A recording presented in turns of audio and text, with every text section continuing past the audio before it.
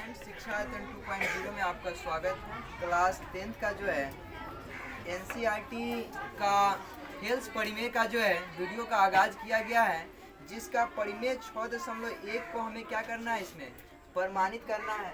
तो परिमेय 6.1 क्या कहता है, बात को ध्यान से समझना।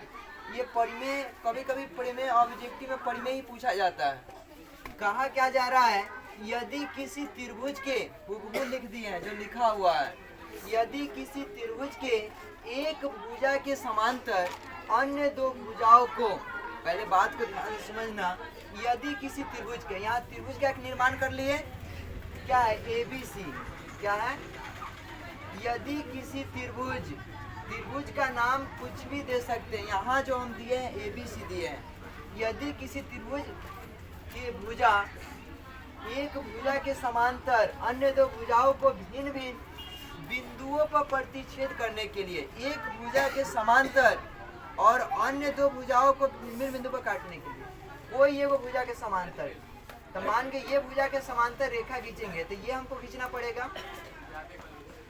इसका हम नाम क्या दे दिए, कुछ भी नाम दे सकते हैं, क्या दे दिए, PQ। क्या कहा जा रहा है, यदि किसी त्रिभुज के एक भुजा के समांतर, तो त्रिभुज में कौन सा भुजा है, BC भुजा के समांतर एक रेखा खींचे, क्या नाम है इसका, PQ। ये रेखा और ये रेखा आपस में पैरेलल है, पैरेलल मतलब समांतर, एक दूसरे को इंटरसेक्ट कर सकता है, काट सकता है, नहीं काट सकता है। तो वही कहा जा रहा है, यदि किसी त्रिभुज के एक भुजा, तो त्रिभुज के ना भुजा है वो, इसके समांतर खींची गई रेखा, पहले परिमेय को समझो अच्छा से, खींची गई रेखा अन्य दो भुजाओं को भिन्न भिन्न बिंदुओं पर काटता है। इस त्रिभुज का एक तो समांतर हो गया, बच गया त्रिभुज में कौन कौन भुजा, AB और AC। एक कहाँ कहाँ काट रहा है, P पर और Q पर काट रहा है। तो वही कहा जा रहा है, अन्य दो भुजाओं को भिन्न भिन्न बिंदुओं पर प्रतिच्छेद करने के लिए एक रेखा खींची जाए। अन्य दो भुजाओं को कौन कौन बिंदु पर काटा है, P पर और Q पर। ये वो के समांतर है, BC के समांतर है, और अन्य दो भुजा को दो बिंदु पर काट रहा है, P पर और Q पर। तो ये खींची जाए रेखा, ये आपस में क्या होता है, समान अनुपात में होता है। हमें ये सिद्ध करना है। हेल्स का परिमेय पहला यही कहता है कि यदि किसी त्रिभुज के एक भुजा के समांतर रेखा खींची गई जाए तो ये आपस में इसका अनुपात क्या होता है। ऑब्जेक्टिव में आप लोग कहेगा तो क्या कहेंगे, अनुपात बराबर। अगर इसका 2/3 आएगा तो इसका भी अनुपात कितना आएगा, 2/3 आएगा। ये थेल्स का परिमेय कहता है, हम नहीं कह रहे हैं। थेल्स का परिमेय कहता है कि यदि किसी त्रिभुज के एक भुजा के समांतर खींची जाए रेखा अन्य दो भुजाओं को अन्य भिन्न भिन्न बिंदु पर काटे तो इसका अनुपात, इस भुजा का अनुपात और इस भुजा का अनुपात आपस में क्या होगा, बराबर। तो ध्यान दीजिएगा, इसका AP है और इसका PB है। मान लेते हैं इसका 2 सेंटीमीटर, इसका 3 सेंटीमीटर, अनुपात निकालेंगे तो 2/3। अगर इसका भी कुछ भुजा होगा, अनुपात क्या होगा, आपस में बराबर आएगा। अगर इसको 1 से सपोज कर लेगा, अगर इसको 1 से सपोज कर लेगा और यहाँ 4 दे देता है, कहता है निकालने के लिए, हर साल ऐसा आता है, तो हम लोग क्या लिखेंगे, 2/3। इसका अनुपात और इसका अनुपात आपस में क्या होगा, बराबर। तो इधर 1 है और बट्टा में कितना है, 4 है कि नहीं। अब इसको क्रॉस मल्टीप्लाई करेंगे तो 3 से x में गुना होगा तो कितना, 3x, 4 दूना 8। x का मान निकालेंगे, 8 कितना आ जाएगा, 3। 8/3 लिखेगा, इसको भाग करके दशमलव में भी ला सकते हैं, 3 दूना 6, 2 बचेगा, तो 2 पर 0, 20, 3 6 18। ऐसे करके जो है इसका दशमलव में भी हम ला सकते हैं। तो ये परिमेय हमको प्रमाणित करके बताना है कि इसका अनुपात आपस में बराबर कैसे होता है। तो ये परिमेय जो प्रमाणित करने वाला है, तो देख रहे हैं स्ट्रक्चर थोड़ा सा बड़ा है, लेकिन कोशिश करेंगे थोड़ा बेहतर ढंग से समझाने की जो है। तो देखो क्या किया, इसमें पहले हमें रचना करना पड़ा है। इसमें कोई एक रेखा रचना कर लिए, PM लंब खींचा गया है, क्या है, PM लंब खींचा गया। लंब मतलब 90। किस भुजा पर लंब है, AC पर लंब है, पूरा बड़का का नाम AC ना है। और एक और लंब खींचे हैं, Q और N। ये किस पर लंब है, AB पर लंब है, खींचा गया। दूसरा हम क्या किए हैं, रचना। इसमें रचना मतलब अपना खुद से किए हैं, वो मैं दिया नहीं है, उसको किया गया। क्या क्या रचना किया है, B को Q से मिला दिए हैं, और पी को कहीं से मिला दिए, सी से मिला दिया। रचना कभी भी करते हैं तो हम लोग टूटी फूटी रेखा से करते हैं, लगता है यहाँ टूटी फूटी रेखा से किए हैं, इसीलिए रचना को टूटी फूटी रेखा से करते हैं। अब देखो यहाँ टूटी फूटी रेखा से रचना कर दिए। अब हम इसका क्या निकालेंगे, इसको प्रमाणित करने के लिए हमें इसका एरिया निकालना पड़ेगा। ऊपर वाला त्रिभुज का नाम क्या है, A P Q, A P.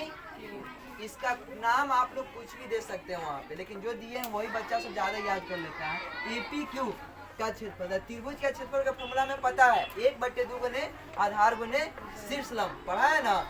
त्रिभुज का क्षेत्रफल का लड़के में पढ़ा होगा, 1/2 गुने आधार गुने शीर्ष लंब, बचपन से पढ़ते आ रहा है तो लोग त्रिभुज का क्षेत्रफल। तो 1/2 आधार, ध्यान दीजिएगा इस त्रिभुज में हम आधार ये भी ले सकते हैं, ये भी ले सकते हैं, ये भी ले सकते हैं। लेकिन त्रिभुज आप लोग पढ़े होइएगा कि किसी भी त्रिभुज का हम अगर जो आधार लेते हैं ना, तो अगर हम ये आधार ले रहे हैं तो शीर्ष लंब ये वाला कहलाएगा। यही भुजा पर जो लंब होता है ना वही शीर्ष लंब कहलाता है, पढ़ा होगा त्रिभुज में। किसी समकोणीय त्रिभुज ले लो, ध्यान दो, समकोण त्रिभुज में हम ये आधार नहीं लेते हैं, देखता होगा कभी भी समकोण त्रिभुज में हम लोग इसको आधार लेते हैं ना तो ये तो लंब रहबे करता है। समकोण त्रिभुज में तुम लोग का त्रिकोणमिति में पढ़ाया गया, ई लंब तो ई आधार, ई आधार तो ये लंब, पढ़ा है ना। उसी प्रकार इसको हम देखो आधार लिए तो ये पर 90 कोण बना रहा है, ई वाला भुजा ना, तो ये आधार लिए तो ये लंब हो गया। काहे हो गया, काहे कि 90 डिग्री का कोण बनाएगा वही लंब होता है। अगर ये लेंगे तो ये पर 90 कोण बना रहा है भुजा पर, ये ना बना रहा है, ऐसा होगा। अगर ये भी आधार ले सकते हैं, कोई दिक्कत नहीं है, तो हमारा लंब ये वाला हो जाएगा। ये वाला लंब लेंगे तो क्षेत्रफल बात ऐसे में आएगा, लेकिन लंब अलग अलग आएगा। अब ध्यान दीजिएगा, तो हम इसको ऐसे कर लिया, त्रिभुज का क्षेत्रफल 1/2, आधार क्या लिए हैं ध्यान दीजिएगा, एपी, आधार एपी। तो जो आधार लेते हैं वहीं पर लंब वाला शीर्ष लंब कहलाता है। तो एपी पर कौन लंब है, 90 कौन बना रहा है एपी पर, एपी पर 90 जो बना रहा है क्यू एन बना रहा है, कौन बना रहा है, क्यू एन। तो 1/2 आधार गुने शीर्ष लंब, किसी को कोई डाउट नहीं है इस त्रिभुज में। अब हम दूसरा त्रिभुज कौन सा लिए हैं, ध्यान देगा सब, यहाँ दिख रहा होगा टूटी मोटी रेखा से बना है, बी क्यू पी या बी पी क्यू, कैसे भी नाम लिख सकते हैं त्रिभुज का, B P Q. BP Q कौन त्रिभुज है, ये वाला दिखाई दे रहा है सबको, ये वाला त्रिभुज है। इस त्रिभुज का क्षेत्रफल निकालेंगे, क्या होगा बीपी क्यू का, 1/2, त्रिभुज का तो फॉर्मूला वही होता है, 1/2 गुने आधार। अब यहाँ पे थोड़ा समझने वाला बात है, आधार हम इसका ये लिए तो इसका भी आधार इधर वाला साइड है, बीपी। तो ध्यान देगा, हम लोग त्रिभुज पढ़े हैं 9th क्लास में, कोई त्रिभुज ऐसा वाला हम लोग पढ़े हैं,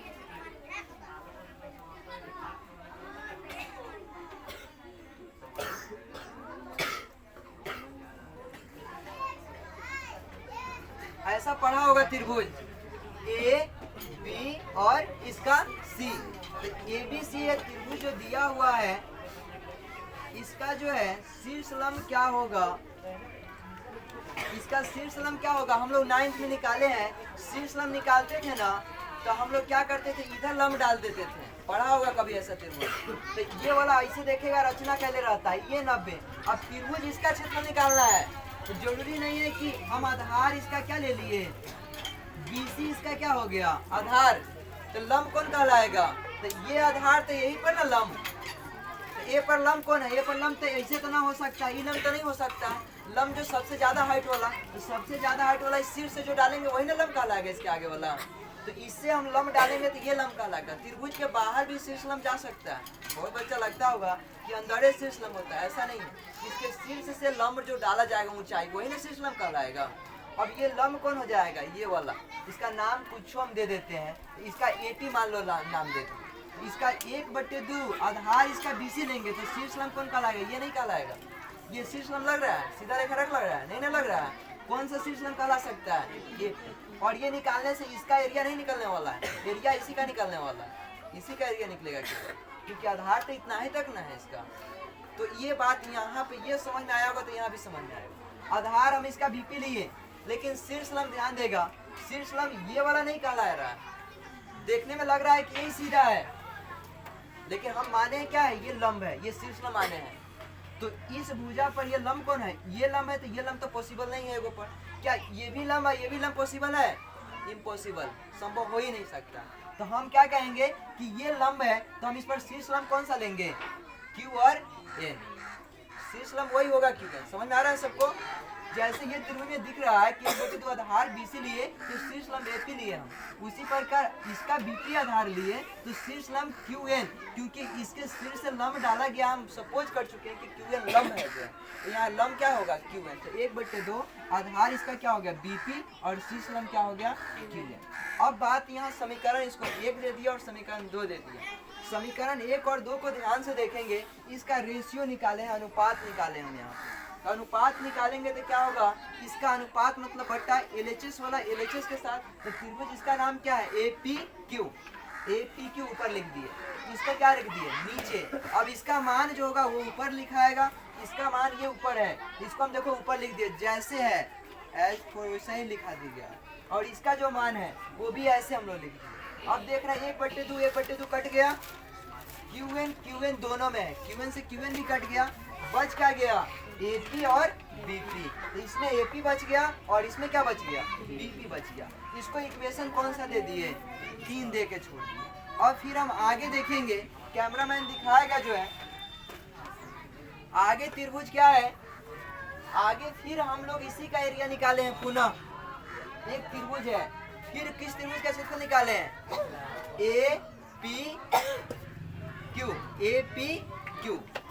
APQ का जो है क्षेत्रफल जो है निकालेंगे। फिर दोबारा APQ का क्षेत्रफल हम क्यों निकाल रहे हैं, मान के त्रिभुज का क्षेत्रफल कैसे भी निकाले तो लोग पढ़ा होगा, हीरोल के सूत्र से हम इसका क्षेत्रफल निकाल लेते हैं ABC मान करके, और फिर क्या हम इसको 1/2 आधार सिस्टम करते हैं, दूसरा आता है नहीं बराबर आता है, कभी कुछ निकालने वाला x दे देता है, तो वैसा ही करके हम लोग क्या करते हैं उसका निकालते हैं। अब देखो इसका हम लोग निकालेंगे, फिर इसका क्षेत्रफल निकाल रहे हैं, फिर इसका किसका APQ का, तो फिर फॉर्मूला वही होता है 1/2। आधार अब इस बार चेंज कर देंगे, आधार इससे पहले हम AP लिए थे, अब आधार क्या ले रहे हैं AQ। तो जो आधार उस पर लंब होता है वही क्या कहलाता है शीर्ष लंब कहलाता है, वही ना शीर्ष लंब कहलाता है। तो यहाँ देखो आधार हम क्या लिए, आधार हम AQ लिए गए, तो आधार AQ लिए तो शीर्ष लंब क्या हो जाएगा, इस पर लंब कौन डाल रहा है, इस भुजा पर लंब कौन है P और M। जूम करके दिखाएगा कैमरामैन, इस पर शीर्ष लंब कौन है P और M। तो 1/2 आधार क्या है इसका AQ ले लिए, आधार AQ तो शीर्ष लंब इस पर क्या हो जाएगा P और M। सबको समझ में आ रहा है, जो आधार उस पर लंब वाला शीर्ष लंब कहलाता है। तो इसका हम AQ आधार लिए तो शीर्ष लंब कौन कहलाएगा P और M, यही ना कहलाएगा PM होगा। तो यहाँ पे जो है इसका आधार AQ लिए तो शीर्ष लंब क्या कहलाएगा PM। तो शीर्ष लंब क्या हो गया 1/2 आधार AQ और शीर्ष लंब, तो जो ना आधार है उसी पर वाला शीर्ष लंब, तो इस पर कौन सा शीर्ष लंब है ये AQ है, तो AQ पर लंब है P और M, तो PM 1/2 आधार गुने शीर्ष लंब। इसका इक्वेशन 3 था तो इसको 4 दे दिए। और फिर किसका क्षेत्रफल निकालेंगे, इसके जो है रिस्पेक्ट में जो आधार पर त्रिभुज देखो कौन, ये कौन सा त्रिभुज है, इसका नाम CPQ है कि नहीं, या PCQ बोलो जैसे ठीक लगे थोड़ा। तो इसका नाम हम क्या बोल दिए हैं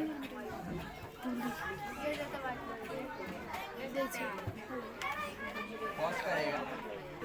तो देखो यहाँ पे क्या हो जाएगा, इस त्रिभुज का फिर हम क्षेत्रफल निकाल रहे थे 1/2 आधार क्या हो जाएगा, आधार इसका कौन सा लिए A और Q, तो आधार AQ हुआ, तो अब शीर्ष लंब कौन लेंगे, इस पर लंब कौन है PM, तो लंब क्या हो गया PM हो गया। अब देखो इसके जो है रिलेटेड जो एरिया त्रिभुज है ट्रायंगल PQC इसका नाम लिए PCQ, तो इसका क्षेत्रफल कैसे निकालेंगे 1/2 आधार देखो क्या लिए इसका Q और C, आधार Q और C, शीर्ष लंब क्या होगा, ये देखो ये वाला त्रिभुज अभी थोड़ा देर पहले बताया गया था शीर्ष लंब, तो इसके ये वाला आधार है, तो इसके तीसरका जो शीर्ष होगा, तीसरका शीर्ष ये है, इससे लंब जो डाला गया है क्या नाम है PM, तो शीर्ष लंब PM हो जाएगा। तो यहाँ पे 4 और 5 और समीकरण 4 और 5 को जैसे रेशियो से पहले हम 1-2 को किए हैं वैसे 4 और 5 को करेंगे तो इसका क्षेत्रफल ऊपर, इसका क्षेत्रफल नीचे, तो एक का मान जो होगा उसको ऊपर और इसका मान जो होगा उसको नीचे। अब देखो 1/2 कैंसिल, पीएम से पीएम कैंसिल, AQ बटे QC निकल गया, AQ बटे QC, पीएम सब खत्म है जो है। तो अब ये जो है हमारा 6 आ गया। अब ध्यान देगा समीकरण 3 और 6 को ध्यान से देगा, 3 और 6, 3 में क्या देख रहा है, कहा जा रहा है कि एरिया ऑफ ट्रायंगल APQ दिया हुआ है और BPQ बराबर क्या दिया है, AP बटे BP। तो पहले बायां पक्ष के साथ बराबर होता है, दायां पक्ष दायां पक्ष। तो ये किधर है, कौन सा पक्ष है, बायां पक्ष। तो एककर इधर वाला और एककर इधर वाला, ये दोनों आपस में क्या होगा, बराबर होगा। इस दोनों आपस में बराबर होगा और ये दोनों आपस में बराबर होगा। तो पहले ये वो पक्ष को हम प्रमाणित कर देंगे बराबर है, तो दूसरा अपने आप हो जाएगा। तो ये वो पक्ष को प्रमाणित करे हैं, LHS को हम यहाँ दिखाएगा कैमरा में।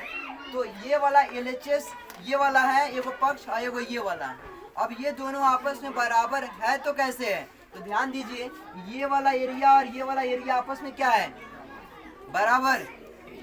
अगर ये 50 सेंटीमीटर का क्षेत्रफल आ रहा है स्क्वायर, इसका भी 50 सेंटीमीटर स्क्वायर आ सकता है। अगर ये कटेगा तो 1 मरतबे, ये भी कटेगा तो 1 मरतबे। अगर इसको हम क्रॉस मल्टीप्लाई करें तो इसका एरिया और इसका एरिया आपस में बराबर हो सकता है कि नहीं हो सकता है, हो जाएगा ना। ये क्षेत्रफल और ये क्षेत्रफल बराबर है। कैसे बराबर है, क्योंकि दोनों एक ही त्रिभुज है, दोनों एक ही त्रिभुज है ना। तो इसका अगर 100 भी आएगा तो इसका भी ऑलरेडी 100 आने वाला है। इस 100 से 100 को हम क्या कर देंगे, कैंसिल। कट सकता है कि नहीं कट सकता है, कट सकता है। अब इसका 1 मरतबे, इसका 1 मरतबे, इससे आप क्रॉस मल्टीप्लाई करें तो एरिया ऑफ ट्रायंगल BPQ और इसका एरिया ऑफ ट्रायंगल PCQ आपस में क्या होगा, एरिया बराबर होगा। ऐसे भी लिख सकते हैं और शायद जो हम लिखे हैं वो बात भी जो है ऐसे भी लिखा जा सकता है। लेकिन कैसे लिखा जा सकता है, ये बहुत आसान सा है कि इसका क्षेत्रफल और इसका क्षेत्रफल आपस में बराबर है, तो क्षेत्रफल बराबर है तो ऑलरेडी इसको हम काट सकते हैं। और जब काट देंगे तो यू 1 मरतबे, यू 1 मरतबे, मान गई 100 है, चाहे 500 इसका क्षेत्रफल, इसका भी 500, 1 मरतबे 500 से 500 कट जाएगा, 1 मरतबे। अब क्रॉस मल्टीप्लाई करें तो इससे 1 में गुणना होगा, तो ये एरिया ऑफ ट्रायंगल BPQ और एरिया ऑफ ट्रायंगल PCQ हम ऑलरेडी प्रमाणित कर चुके हैं कि इसका LHS क्या है, बराबर है। तो जब ये वो पक्ष बराबर है तो हम कह सकते हैं दूसरा का पक्ष भी क्या होगा, बराबर होगा। ये बात बिल्कुल सही है। तो समीकरण 3 में देख रहा होगा, कैमरामैन दिखाएगा, दायां पक्ष क्या है उसका, AP बटे BP और इधर क्या है, AQ बटे QC। ये हमारा यहाँ पे आ गया। इस प्रकार हम कह सकते हैं कि इसका RHS भी जो होगा, हमें यही प्रमाणित करना है कि इसका अनुपात बराबर है। RHS AP बटे BP और AQ बटे QC आपस में क्या होगा, बराबर होगा। जिसको हम त्रिभुज में दिखाने की कोशिश करेंगे जो है AP बटे BP, देखो क्या है, AP बटे PB या BP, इसका अनुपात और इसका अनुपात आपस में बराबर आ गया कि नहीं। तो हमारा क्या प्रमाणित हुआ, इस थ्योरम को फिर से एक बार बता रहे हैं। क्या कहा जा रहा है कि यदि किसी त्रिभुज का, बात को ध्यान से सुनना, यदि किसी त्रिभुज का एक भुजा के समांतर अन्य जो दो भुजा खींचा जाएगा, एक भुजा के समांतर हमको एक रेखा खींचे है ना, जो है क्या कह रहे हैं कि ये जो रेखा है इस भुजा के समांतर है, तो हम कह सकते हैं, क्या कह सकते हैं, इसका अनुपात और इसका अनुपात आपस में क्या होगा, बराबर होगा। इससे हमारा प्रमाणित हो गया और बहुत आसान है। कैसे करना है एक बार फिर बता रहे हैं। ऊपर वाला त्रिभुज का क्षेत्रफल निकाल लेंगे और इससे रिलेटेड जो अटैच में त्रिभुज है इसका क्षेत्रफल निकाल लेंगे। एक बार इसका रेशियो निकाल दिए, दूसरी बार क्या किए, इसका क्षेत्रफल तो निकाले हम लोग, और इससे रिलेटेड जो त्रिभुज है इधर साइड वाला, इसका क्षेत्रफल निकाल लिए और इस दोनों का अनुपात कर दिया गया है, जो आप पॉज करके वीडियो को देख सकते हैं। उसको फिर हम रेशियो किए तो वहाँ पे करने के बाद हमें ये पता चला समीकरण 3 और समीकरण 6, इस दोनों का एरिया को हम देख रहे हैं कि ऊपर वाला एगो बात बराबर है तो नीचे वाला भी बात बराबर है। तो बराबर है तो एगो पक्ष बराबर है, तो दूसरा का पक्ष देखो जो हमें सिद्ध करना था, यहाँ AP बटे PB और AQ बटे QC लिखा हुआ है, ये अनुपात आप आपस में बराबर होगा। आप लोग को वीडियो अच्छा लगा हो सब्सक्राइब करें, शेयर करें, बेल आइकन दबाएं और दूसरे बच्चों को जिससे भी लाभ मिला है। जय हिंद, जय भारत।